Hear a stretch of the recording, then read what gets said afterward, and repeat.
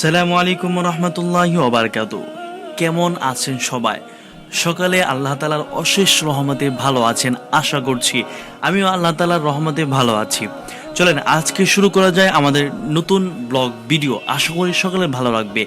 আজকে আমরা যাব গ্রামগঞ্জের ঐতিহ্য হাট, যে হাটে রয়েছে গরু, ছাগল সহ এবং অনেক কিছু।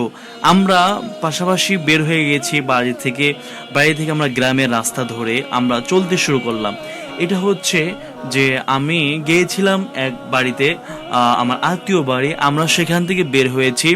তো আমাদের কাছে বাইক ছিল, বাইকের মাধ্যমে আমরা বের হয়েছি। প্রাথমিক পর্যায়ে আমরা বাইক নিয়ে বের হলাম, কিন্তু পরবর্তীতে আমরা রিক্সা নিয়ে যাব, কেননা আমাদের কিছু কেনাকাটা রয়েছে। তো আমরা যে রাস্তা দিয়ে যাতায়াত করতেছি সেই রাস্তাটা টাঙ্গাইল শহরের কালা রোড রয়েছে সেই দিকের একটা রাস্তা। এত সুন্দর রাস্তা, প্রায় 1 থেকে 2 কিলোমিটার হবে। দুপাশ দিয়ে গাছগাছালি এবং গাছগাছালির পরে রয়েছে ক্ষেত খামার রয়েছে এবং পাশ দিয়ে বয়ে গেছে। ওই ক্ষেতের গুলোতে বর্ষাকালে পানি এসে যায় এবং বর্ষাকালে যখন পানি এসে যায় চারপাশের দৃশ্যটা এত সুন্দর, এত অমায়িক লাগে, আপনি বিশ্বাসই করতে পারবেন না। সো আমরা বের হয়ে গিয়েছি, চলেন শুরু করা যাক। আমরা বের হয়ে গেছি, আমরা যাইতেছি আমাদের হাটের দিকে। এত সুন্দর রাস্তা, যে রাস্তাটা অমায়িক, বলার বাইরে। তো আমরা হাইওয়ে অর্থাৎ মোটা রাস্তা থেকে নিয়ে আমরা আউট রাস্তাতে চলে গেলাম। তো আমরা এগোচ্ছি, আমরা ক্রমে এগিয়ে যাচ্ছি হাটের দিকে। আমরা এগিয়ে যাচ্ছি। গ্রামের রাস্তা দেখছেন কত চিকন এবং কত সরু, এবং তার মধ্যেও রয়েছে সৌন্দর্য, প্রকৃতির সৌন্দর্য নিজেকে হার মানিয়ে যায়। এত সুন্দর সৌন্দর্য, আল্লাহু আকবার, বলে প্রকাশ করার মতো নয়। গ্রাম্য পরিবেশ, দুপাশ দিয়ে গাছগাছালি, সবুজ শ্যামল গাছগাছালি, যেখান দিয়ে মানুষজন যাতায়াত করছে নিজেদের প্রয়োজন পূরণ করার জন্য বাজারে, মাঠে ঘাটে। তো আমরা খুব দ্রুততার সঙ্গে এগিয়ে যাচ্ছি। আমাদের উদ্দেশ্য ছিল বাজারে গিয়ে আমরা আমাদের একটা সাইকেল ক্রয় করব, তাই আমরা বাজারের উদ্দেশ্যে বের হয়ে গেছি এবং গরু দেখব এবং পাশাপাশি আরো অন্য কিছু আমরা দেখব। আমরা হাটের খুব নিকটবর্তী চলে এসেছি। আমরা রিক্সার মাধ্যমে যাতায়াত করতেছি, কেননা রিক্সার মাধ্যমে আমরা কিছু মালামাল নিয়ে আসব। তো আমরা রিক্সা থেকে নেমে আমরা হাট বাজারের দিকে যাচ্ছি, সাইকেলের হাটের দিকে যাচ্ছি। সাইকেলগুলো আমরা যাচাই বাছাই করে দেখতেছি। সাথে ছিল আমার বড় ভাই এবং ভাইয়ের শ্যালক এবং আমি ছিলাম। আমি ভিডিও ধারণ করতেছিলাম এবং আমার বড় ভাই সহ আরেকজন যিনি ছিলেন তিনি সাইকেল দেখতেছিলেন। আসলেও সাইকেলটা তার জন্য, আমার বড় ভাইয়ের শ্যালকের জন্য। যাই হোক, আমি দেখতেছি বেল বাজে কিনা, এরপরে অন্যান্য বিষয়গুলো দেখতেছি। আমরা সাইকেল হাঁটতেছি, সাইকেলগুলো দেখতেছি। যাই হোক, আমরা সাইকেল কিনতে পাই নাই। যাই হোক, দাম বেশি বা সাইকেলের পরিমাণ খুবই কম ছিল, যার কারণে বিক্রেতা অনেক দাম বলতেছিল, যা আমাদের পছন্দনীয় হচ্ছিল না। তাই আমরা সাইকেল না কিনে অন্য একটি হাট থেকে অথবা শোরুম থেকে কেনার উদ্দেশ্যে আমরা সাইকেল হাট থেকে বেরিয়ে পড়ার সাথে সাথে আমরা ঢুকে যাই আমাদের গরুর হাট দেখতে এত সুন্দর লাগছিল, মনে হচ্ছিল যে আমি কুরবানির ঈদের আগে যেন হাটে চলে এসেছি। অথচ এটা কুরবানির ঈদের প্রায় 1 সপ্তাহ পর, অর্থাৎ 7 থেকে 8 দিন পর ছিল। মানে কুরবানির দিনের, অর্থাৎ কুরবানির পরে 8 দিন কি 9 দিন পর এই হাটটা ছিল। দেখছেন এত পরিমাণ গরু ছিল, ভাবতেছি বা এতটুকু বোঝা যাইতেছিল যে এটা হয়তো কুরবানির ঈদের আগের ঈদ, যেন সবাই গরু কিনতেছে কুরবানি করার জন্য। কিন্তু এত পরিমাণ গরু, আসলে এটা কুরবানি করার জন্য নয়, বরং নিজেকে কুরবানির জন্য। আরে না, এটা ভাবেন না যে নিজেকে কুরবানি করে মানে কি তারা এই কি কিনবে, এই পশুগুলো কিনবে। দেখছেন সবগুলো কিন্তু ছোট সাইজ, মানে গরুর বাচ্চা বাছুর কিনবে। বাছুর কেনার পরে দীর্ঘ 1 বছর লালন পালন করে সেই বাছুরকে পরিপূর্ণ বয়সে উপনীত করে, পরিপূর্ণ বয়সে দীর্ঘায়িত করে তাকে পরিপূর্ণ বানিয়ে আবার পুনরায় কুরবানি ঈদে ক্রয় বিক্রয় করবে। এই জন্যই তারা এইভাবে কুরবানির পরে মানুষজন হাটে জমা হয়ে গেছে গরু কেনার জন্য, বাছুর কেনার জন্য। যারা পরিজন নিয়ে এভাবেই তারা গরু পালন করে, তারা এভাবে তাদের নিজের প্রয়োজনীয় আর্থিক সমস্যাগুলো দূর করে। যাই হোক, আমরা একটা গরু দেখলাম। আমরা গরু দেখার সময় লম্বা চড়া দেখতেছিলাম। যাই হোক, এই গরুটার প্রায় আমার তাদের কাছে দাম চেয়েছে ৭৬ থেকে ৮০ হাজার টাকা। আপনারাই বলুন, এই গরুর দাম কি এত হবে? আচ্ছা, চাচা তো এত পরিমাণ দাম চেয়েছে বলার বাইরে। আল্লাহ জানেন তিনি কিভাবে এত দাম ছিল। যাই হোক, সেই গরুটা একটু হ্যাংলা পাতলা ছিল, যার কারণে আমাদের পছন্দ হচ্ছিল না। তাই আমরা আরো সামনে এগিয়ে গেলাম। তো আমরা গরু দেখতেছিলাম। এই গরুটা আমাদের একটু পছন্দ হয়, যেমন লম্বা চওড়া ছিল সেরকম ভাবে কালারটাও অনেক সুন্দর ছিল। তাই আমরা এই গরুটাকে পছন্দ করে ফেলি এবং দাম যাচাই করার জন্য চেষ্টা করি।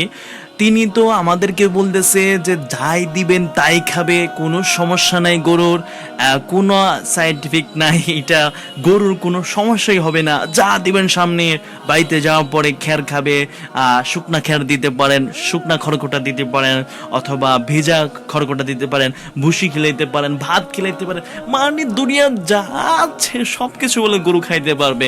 যাই হোক, গরুটার দাম অনেক বেশি হওয়ার কারণে আমরা এটাও পছন্দ করলাম না। তাই আমরা এগিয়ে যাচ্ছি আরেকটা হাটের দিকে। আমাদের মানে হাটও দেখবো, সুন্দর সুন্দর জিনিস রয়েছে হাটে, এত পরিমাণ জিনিস রয়েছে বলার বাইরে। এত বড় হাট, যে হাটটা কিন্তু আসলেও একদিনে বা এক বিকেলে ঘুরে শেষ করা যাবে না। আমরা প্রায় জোহরের পর ৩টা নাগাদ বের হয়ে গিয়েছিলাম। এরপর আমাদের প্রায় আসরের পর অর্থাৎ মাগরিবের কাছাকাছি সময় হয়েছিল। একজন লোক গরু নিয়ে যাইতেছিল, তাই আমি ভাবলাম গরুর পিছনে যখন আছি তখন যদি লাথি দেয়, এর জন্য আমি ভয়ে তাড়াতাড়ি সামনে এগিয়ে গেলাম যেন লাথি না দিতে পারে গরুয়ে, কারণ গরুর লাথি যে খাইছে ভাই সেই বুঝে। যাই হোক, আমরা এগিয়ে যাচ্ছি। মানুষজন হাটে থেকে অনেক কিছু ক্রয় করছে। আমরা গম কেনার চেষ্টা করছি। হ্যাঁ, এটা হলো পায়রা।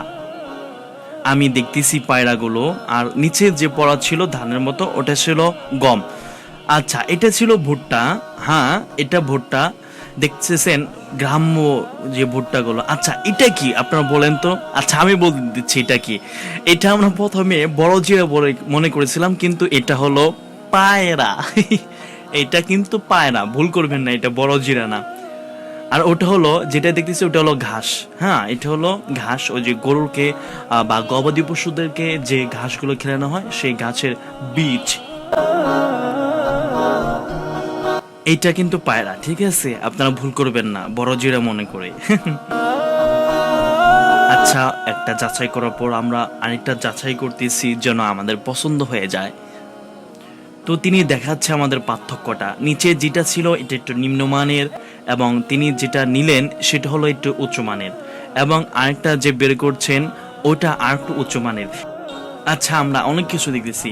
তিনি তার জিনিসগুলো বিভিন্ন ভাগে ভাগ করেছে যেন ক্রেতারা দুর্নীতিতে না পড়ে, ক্রেতারা যেন ক্ষতি না হয়, ক্রেতা যেন না ঠকে, এই জন্য তিনি পকড় করে নিয়েছেন। আর এটা কিন্তু আমরা ভুল করে ফেলছিলাম। আমরা বলেছিলাম যে এটা জিরা, বড় জিরা। আসলে এটা জিরা না, এটা হলো পায়রা। তো যাই হোক, আমরা সবজি হাটের দিকে এগিয়ে যাচ্ছি। এত সুন্দর সুন্দর জিনিস। তো আমরা আম কেনার জন্য চেষ্টা করব। আম আমরা গ্রামে খেয়েছি, গ্রামের আমাদের আত্মীয় স্বজন, আমরা গ্রামের হাট থেকে বা আমাদের প্রতিবেশীদের কাছ থেকে গাছের একদম পাকা আম কিনেছি মাত্র 40 থেকে 50 টাকা কেজি, কিন্তু এখানে দাম চাচ্ছে অনেকটা বেশি। গ্রামের ভেতরে থাকা সত্ত্বেও যেহেতু বাইরের আম, অর্থাৎ বাইরে বলতে গ্রামের আম নয়, অর্থাৎ রপ্তানি করা আম, অর্থাৎ আমরা মিষ্টি কুমড়া, এত বড় বড় মিষ্টি কুমড়া একসাথে এক যুগে একখানে রেখে দিয়েছে, এক জায়গায় রেখে দিয়েছে। আমি তো ভেবে ফেলছি যে এগুলো পাথর। আরে ভাই, না না না, এগুলো তো পাথর না, এগুলো হলো মিষ্টি কুমড়া। যাই হোক, আমরা আরো এগিয়ে যাচ্ছি। তো আমরা কাঁচামরিচ কিনবো, ঠিক আছে? যেহেতু বাংলাদেশে জানেনই তো, যখন যেটা দাম হয়ে যায় তখন কিন্তু সেটার দাম কত যে ঊর্ধ্বে চলে যায় বলার মুশকিল, ভাষায় প্রকাশ করার মতো নয়। তো আমরা লেবু দেখতেছি, কাঁচামরিচ দাম করলাম, কাঁচামরিচের দাম অনেক বেশি চাচ্ছে, যার কারণে আমরা এগিয়ে যাচ্ছি যে দেখি সব থেকে কম দামে পাই কোথায়। তো কাঁচামরিচ দাম করলাম, সেখানেও একই দাম। ওই আপনার হলো এক পা অর্থাৎ 250 গ্রামের দাম চাচ্ছে 50 টাকা। যাই হোক, আমরা পছন্দ না করে আমরা আরো এগিয়ে যাচ্ছি। সবজি, কত সুন্দর সুন্দর গ্রামের সবজি রয়েছে এখানে। এটা কিন্তু একটা রাস্তার মধ্যে হাট বসছে। আচ্ছা, হাট বসছে বলতে এই প্রান্তটা হলো রাস্তার দিকে। তো আমরা দাম যাচাই করার চেষ্টা করলাম, তিনিও 10 টাকা কমে দিয়েছেন, অর্থাৎ 250 গ্রামের দাম বলেছেন 40 টাকা। যাই হোক, আমরা একটু যাচাই করার চেষ্টা করতেছি, তিনি আমাদেরকে বলতেছেন যে না, এর কমে হবে না। যাই হোক, আমাদের দেখে তিনি বললেন যে এটা কিন্তু অন্য একটা মরিচ, আর এটা হলো পটল। এটা পটল, কচু রয়েছে, এরপরে অনেক সবজি রয়েছে। তো আমরা হাটের দিকে যখন সামনে আগাচ্ছিলাম, তখন আমরা দেখতে পেরেছি যে একটা প্রাচীনতম একটা ঘর রয়েছে, অনেক পুরাতন। আমরা এটার দিকে যখন ফোকাস করলাম, আমরা দেখালাম এত একটি গুরুত্বপূর্ণ, এমন মনে হলো যিনি এটা 200 বছর অথবা 100 বছর পুরনো হতে পারে। আমরা এগিয়ে যাচ্ছি। এই লাল ফলটা কি বলেন তো? হ্যাঁ, এটা হলো জামরুল, পাকা জামরুল, লাল হয়ে গেছে পেকে। আর এখানে দেখতে পাচ্ছেন কুলা, ধামা, কত কিছু রয়েছে যেটা বাঁশ দিয়ে তৈরি করে থাকেন। যাই হোক, আমরা এগিয়ে যাচ্ছি। আমরা এগিয়ে যাওয়ার পরে, আমরা একটু আগানোর পরে আমরা সেখানে মাঠা দেখতে পাই। 2 প্রকার মাঠা রয়েছে, সাদা মাঠা, লাল মাঠা। এগিয়ে যাওয়ার পরে দেখলাম দই। তো দই দেখলি তো জানেনি তো, যারা দইয়ের প্রিয় তাদের কি দই দেখলে কি রকম হয়ে যায়। যা হোক, গ্রাম্য যেহেতু, তাই আমরা দই কেনার চেষ্টা করলাম। সেখানে আমরা দই কিনেছিলাম, আলহামদুলিল্লাহ অনেক ভালো ছিল। তারপরে আমরা আমাদের গবাদি পশুর জন্য আমরা ভুট্টা কিনেছি এবং পায়রা কিনেছি, আর তা রিক্সায় তোলার চেষ্টা করতেছি। রিক্সায় তোলা শেষ হয়েছে, আমার বড় ভাই রিক্সায় বসে গেলেন এবং আমি সামনে বসে গেলাম। তো আমাদের বাজার ঘোরা শেষ হয়েছে, এবার আমাদের বাড়ি ফেরার পালা। আমরা রিক্সায় করে আমাদের বাড়ির উদ্দেশ্যে বের হয়ে গেলাম আমাদের গন্তব্যের উদ্দেশ্যে, বাড়ির উদ্দেশ্যে, নিজের বাসস্থানের উদ্দেশ্যে। মানুষজন ব্যাগ হাতে নিয়ে তাদের বাজারগুলো নিয়ে যাচ্ছে, কেউ চলে আসছে, কেউ চলে যাচ্ছে, কেউ বাজার করতে আসতেছে। মানুষের হাতে ব্যাগ নিয়ে তারা পরিবারের জন্য, প্রিয়জনদের জন্য বাজার করে যাচ্ছে, ফিরে যাচ্ছে নিজের পরিবারের কাছে, প্রিয়জনদের কাছে। দেখতেছেন একজনের হাতে কতগুলো বাজার রয়েছে। যাই হোক, আমরা আমাদের রিক্সা নিয়ে আমরা চলে যাইতেছিলাম, কিন্তু রিক্সার মধ্যে আসতে সময় আমাদের ভাড়া লাগছিল 3 জনের 60 টাকা। যাই হোক, আমরা যখন যাইতেছিলাম, তো তখন তিনি আমাদের কাছে ভাড়া চেয়েছিল 100 টাকা। বলার পরে বললাম যে আমরা আসার সময় তো 60 টাকা দিয়ে আসলাম, কিন্তু যাওয়ার সময় ভাড়া কেন বেশি? তিনি বলল, যিনি এসেছিল তিনি হয়তো ভাড়া সম্পর্কে জ্ঞান রাখে না। এই ভিডিওটি আমি দেখিয়েছি মানুষ কিভাবে তার প্রয়োজনীয় পূরণ করার জন্য বাজার থেকে জিনিস দ্রব্যাদি ক্রয় করে থাকে। আমি পরবর্তী ভিডিওতে আরো সুন্দর সুন্দর জিনিস দেখাবো, তাই আমাদের সাথে থাকার জন্য আহ্বান করছি এবং চ্যানেলটি সাবস্ক্রাইব করার জন্য অনুরোধ করছি। আসসালামু আলাইকুম ওয়া রাহমাতুল্লাহ।